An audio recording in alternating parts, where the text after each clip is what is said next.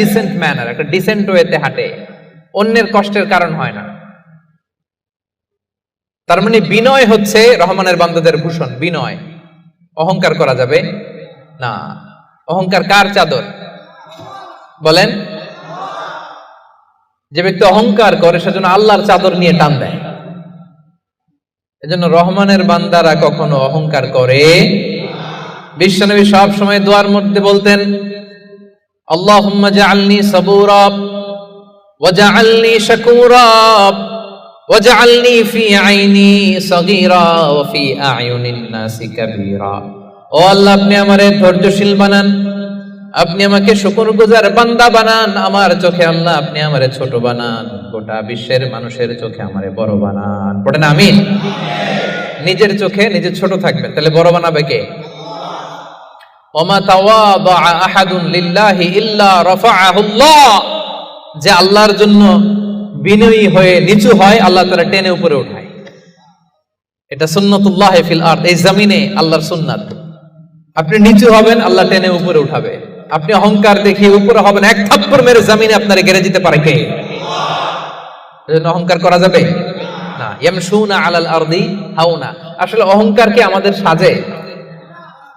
মেলাক্কার ভাইরা, এখনই না গায়ে কত জোর, এখনই না কত শক্তি, হ্যাঁ, এখনই না কত দাপট, কিন্তু আপনার বিগত সালের কথা, বিগত সময়ের কথা আপনি খেয়াল করেন তো। একটা সময় আপনি কি ছিলেন বলেন তো? হাল আতা আলাল ইনসানি হিনুম মিনাদ দাহরি লাম ইয়াকুন শাইআম মাযকুরা। মানুষের প্রত্যেকেরই এমন একটা সময় ছিল উল্লেখ করার মতো সে কিছুই ছিল না। মায়ের পেটে যখন ছিলেন আপনার নাম ছিল? কথা বোঝে নাই বোধহয়। আপনি যখন বাবার পৃষ্ঠদেশ থেকে মায়ের পেটের ভেতরে গেছিলেন, ছোট্ট এক ফোঁটা পানি, আপনার নাম ছিল? নাম আপনার নাম ছিল না, আপনার গ্রাম ছিল না, আপনার অ্যাড্রেস ছিল না, আপনার অস্তিত্ব ছিল না, আপনার পরিচয় ছিল না। এটাই তো আপনার হিস্ট্রি। অহংকার আসে কোত্থেকে? একটু হিস্ট্রিটা একটু খেয়াল করে দেখেন না। কিছুই ছিলাম না। লাম ইয়াকুন শাইআম মাযকুরা, উল্লেখ করার মতো আমরা কিছুই ছিলাম না। বাবার পৃষ্ঠদেশ থেকে মায়ের উদরে আসলাম, ছোট্ট এক ফোঁটা নাপাক পানি থেকে আল্লাহ তাআলা আমাদেরকে বড় করতে লাগলেন। বড় হতে হতে হতে 9 মাস 10 মাস পরে দুনিয়ার বুকে আসলাম। পোশাক নিয়ে না পোশাক ছাড়া? হ্যাঁ, কি অহংকার! নেকেড হয়ে আসছিলাম, নগ্ন, গায়ে জামাটাও ছিল না। হিস্ট্রিটা একটু দেখেন না। হিস্ট্রি ভুলে যাওয়া ঠিক না, ইতিহাস ভুলতে নাই। একটু হিস্ট্রি দেখেন, হিস্ট্রির দিকে একটু খেয়াল করে দেখেন। কি ছিলেন আপনি, কি ছিলাম আমি? পোশাক ছাড়া, নগ্ন, নেকেড হয়ে মায়ের পেটের ভেতর থেকে আসলাম, দুনিয়াতে আসলাম। দাঁত ছিল না, আমার জন্য আলাদা লিকুইড খাবার বানানো লাগতো, ঠিক কিনা? জন্মের পর থেকে মাছ গোশত খাইতে পারছেন নাকি আপনি? দুধ খাইতেন, যেখানে সেখানে পেশাব, যেখানে সেখানে পেশাব পায়খানা, ঠিক কিনা? এখনই না এই যে ডায়াপার আবিষ্কার হয়েছে, ডায়াপারের আগে তো ছোট বাচ্চাদেরকে কোলে নিতে মানুষ ভয় পাইতো। কাঁথা দিয়ে আমাদের সময় পেঁচায়া কেউ আসলে বাচ্চাটারে দিত, তা না হলে পেশাব করে সব শেষ। তো দেখেন, যেখানে বসায় এখানে পড়ে যায়।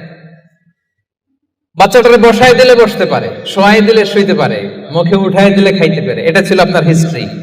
আবার 60 বছর 70 বছর 80 বছর হায়াত পাওয়ার পরে আপনি যখন দুনিয়া থেকে চলে যাবেন, বয়স যখন 80, বয়স যখন 90, একই অবস্থা, যেখানে বসায় দেয় ওইখানেই শেষ।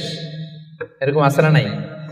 বয়স যখন 80-90 আবার পায়খানা প্রস্রাব করে সব শেষ। মুখে তুলে দিলে খেতে পারে, নাহলে গায়ে ওই জোরটাও নাই।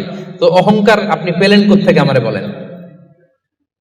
আবার এই দুনিয়া থেকে যখন আপনি বিদায় নিবেন, যেই পোশাকে এসেছিলেন ওই পোশাকে আবার পাঠানো হবে, ঠিক কিনা? আসার দিন গায়ে যেমনি কোনো জামা ছিল না, যাওয়ার সময় সব জামাগুলো খুলে রেখে দেয়া হবে, কাফনের কাপড়ে পেঁচিয়ে অন্ধকার কবরের মধ্যে আপনারে রেখে দেয়া হবে। সবাই পালিয়ে যাবে, আত্মীয় স্বজন কেউ সাথে যাবে না, ঠিক কিনা? এমনকি দুজন ফেরেশতা যারা আপনার আমলনামা লিখতো তারাও পালিয়ে যাবে, কারণ আপনার জীবন শেষ, আমলনামা লেখার দায়িত্ব শেষ। আত্মীয়রা চলে যাবে, ফেরেশতারাও চলে যাবে, কেউ সাথে যাবে না, ঠিক কিনা?